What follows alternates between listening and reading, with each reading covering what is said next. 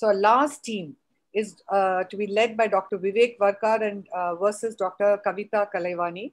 Dr. Vivek is a consultant pediatric neuro and strabismus surgeon at Miriam Hyman Children's Eye Care at LV Prasad, Bhubaneswar. He has had many contributions in papers and publications and is going to be talking on why he would combine cataract and strabismus surgeries. Dr. Kavita Kalaivani is a consultant pediatric ophthalmologist from Shankar Nethralaya, Chennai, another prominent figure with a huge contribution in papers and publications, and she would debate as to why these two have to be separate events. On to you, Dr. Vivek. Yeah, thank you very much. Am I audible, Dr. Chitra? Yes, yes. Yeah, thank you very much for this, the opportunity. So basically my talk today is, the two birds in one hit. So the combined surgery for strabismus and cataract. So I do not have any financial disclosure for, the slides which I'm going to show. But yes, I do have a disclaimer.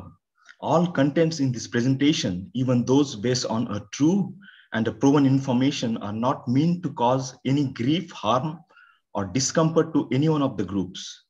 It is used and presented in a coarse and a humorous way on the name of creative freedom.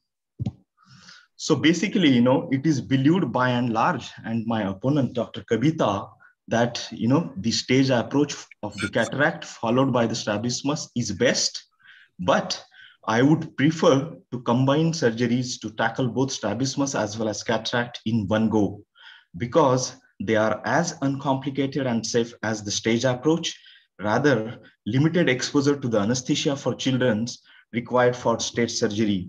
And as a strabismus surgeon, we have been taught by Dr. Von Nuden that the procedure of choice must be decided upon on an individual basis. However, some favor one over the other, definitely with the evidence around. So I was reviewing the literature, to work on to this topic, and we are aware that such a combined surgery has been performed for last 35 years in our community. So if you look at the evidence, yes, there is evidence. There is a very interesting paper that is published in JCRS by Dr. Malzman, who has shown that, this approach is uncomplicated and has good outcomes. The one surgical procedure is not detrimental to other. Even, the very interesting study by Dr. Tico et al., who has shown that there are no reports of excessive postoperative discomfort. Overall success rate is around, 67 to 75%, and the strabismus surgery success did not correlate with the visual acuity recovery. So having said that, one can understand the significant amblyogenic structural abnormalities, adult with long-standing dense amblyopia, and absent binocularity since childhood, that would all lead to a poor binocular potential.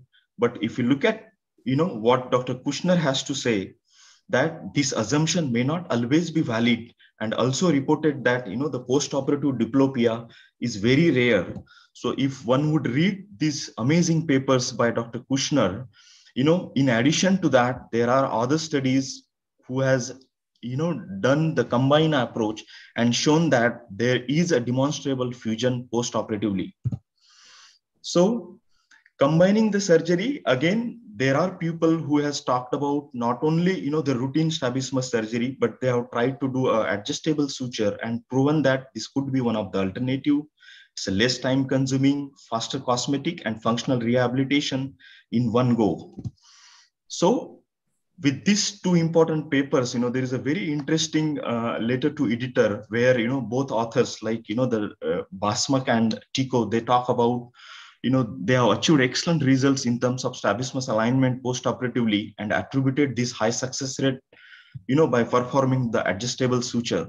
At the same time, Dr. Tico said, our study demonstrated that reducing the surgical amounts in this setting often led to undercorrection. So while standard surgery generally yielded excellent results, even with or without adjustment of the sutures.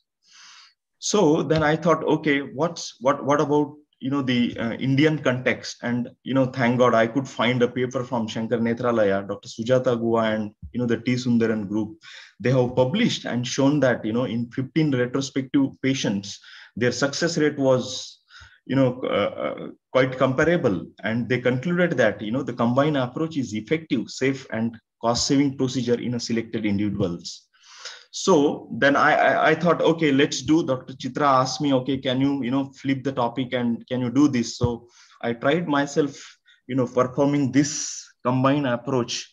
So why I'm showing this surgery? Because it's very important, which I decided to do some modification, like fornix base, the conjunctival suture, and not usual limbal base if you are planning to do, the combined surgery. And most of the time when you plan, touching the muscles, I prefer to irrigate with, the betadine as and when required, or I would say, more often as a part of safety for the infection or a risk of, the endophthalmitis. So I think there is no difficulty. And here I chose, the kind of a moderate strabismus, and selected doing resection surgery, because in literature it has shown that there is a post-operative discomfort, but I wouldn't see any post-operative discomfort when I chose to do a resection as a combined approach. And after that, again, at the end of surgery, the frequent copious use of betadine is the way forward. Then the same patient, I did keratometry on table. It's a pediatric cataract actually. So again, here, the most important step is, the closing the side port towards the incision site is very important. You have to be very precise and make sure that, there is no bleeding, no hematoma, and then you can complete the surgery. So at the end of day, my choice is always to hit, the two birds by one hit. And I could conclude that it is a safe and effective way of doing it. And definitely an alternative useful option in selected cases, like, the strabismus along with secondary IOL strabismus that develop cataract in adult life, and those with dense amblyopic eyes that were not treated for childhood cataract at the right time, and, the decompensated intermittent XTs due to the cataract. And it can be a definitive option in developing world like ours, where the cost constraint and infrastructure is limited. So the debates that I said, it could be a creative freedom, and that had given me a new avenue of asking the research question.